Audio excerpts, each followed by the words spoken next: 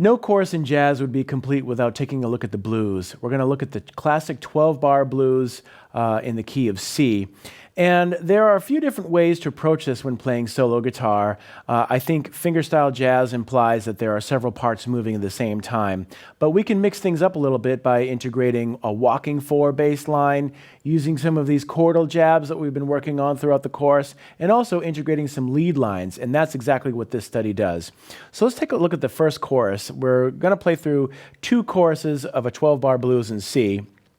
And we just kick things off and running with a walking bass line with little chord jabs. If we take a look at just the first 4 bars, we're playing these chord jabs both on and off the beat. So I think maybe if you need a review, you can go back to the right-hand technique section where we moved the chord jabs around on all of the different places within a measure, on the beat for beats 1 through 4, and then on the and of each of those beats. So if we take a look at measure 1, we have the chord jab on the and of 1. And remember, that thumb is just going to keep rolling along all 4 quarter notes, and you want to keep those notes nice and fluid. So if you played the bass line by itself, it should sound like this.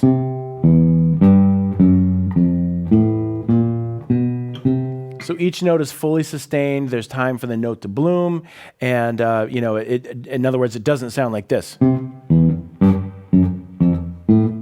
You don't want to have buzzy notes. You don't want to have short notes. You want to have nice, full, rich notes. So to that end, you want to place your fingers for the chord jabs that might be done staccato.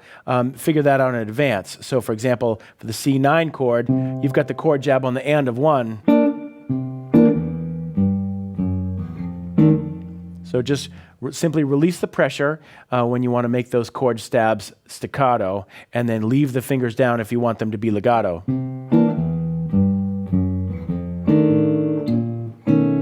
Just differences in articulation. All right, if we take a look at the last beat of measure 2, now we're playing the chord on the beat together with the bass. So that's just a matter of doing the claw with the thumb at the same time. In beats measures 3 and 4, now the chord jabs are appearing on the and of the beat. So for the third measure, we're on the and of 1 again. And then in the fourth measure, we have the and of 1 and the and of 3. So again, these preparatory exercises with the right hand and beat placement will really help you get through this etude. All right, in the second part of the first chorus of the blues here, we're going to start adding some lines. So we'll just do a quick kind of break on F13 here in measure 5, and then just go right into a single note line. And we're going to use the same technique that we talked about earlier when playing scales and single note lines, and that is the thumb is going to be now functioning as a mute. So when we play the single note line starting on beat 2, notice how my thumb is already placed on the strings to mute those out. So I'm going to use the claw to grab that F13 chord on beat 1. So it's going to be thumb plus fingers. And as soon as I position my index and middle fingers to play the line, my thumb is getting positioned to mute out the strings. So it's like...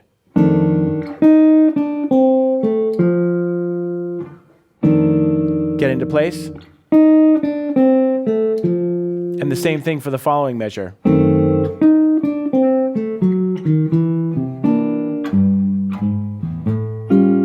So the way to seamlessly integrate single note lines and walking bass lines and chords in the way that Joe Pass would do is to have that right hand in position and ready to go. Essentially, you're in this sort of claw position, ready to articulate the walking 4 bass line and the chords. And then as soon as you get ready to play a single note line, the thumb is ready to start muting out those strings that you don't want to play, and the fingers are in more of a lead position. And finally, this first chorus concludes with a little turnaround here. E7 sharp 9. That's a variation on our Charleston that we saw earlier. And then we can sustain those chords as well while we let the G run over into the D flat. Then we're going to kick off the second chorus with one of our line cliches that we studied earlier. So this is starting on a C dominant 7. And we're going to walk right up in the way that we did in an earlier example, line cliche. And this, we're just going to claw every single one of those chords, and then hit on one, and then move back into our walking bass line with syncopated chord jabs. We're going to move into single note lines again, and to the last bar of that phrase, into the second bar for F7. And back into chords for the diminished. And then just do a little walk down, a chromatic walk down, connecting the C to the A7 chord.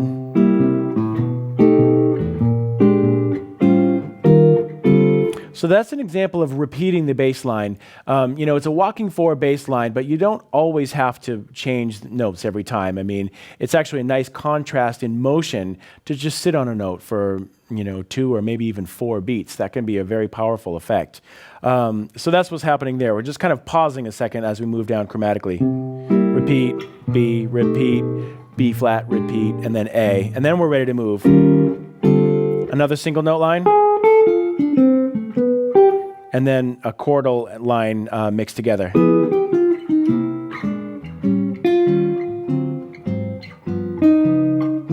So what you can do on the last 2 measures before the end, you can practice those sustaining exercises that were, going back to the beginning of this course, where you just practiced getting a chord voicing happening with your left hand and using different fingers to sustain the note. Most of the time that will be the pinky, because quite often the pinky is playing the melody and can hold that string down while the other 3 fingers are moving around. So that's what's going on there. If we look at measure 23, we've got a C down to B flat, A7. We're doing all 3 of those chords with the first 3 fingers. We're going to grab the F on the 6th fret B string with the pinky, and then just hold that down. And maybe even see how long you can hold it. And then we're going to move into the G7 sharp 5 chord. Do the same thing with the pinky now on the 4th fret. And then resolve the whole thing down to C9 sharp 11. Maybe finish it off with some sort of a line.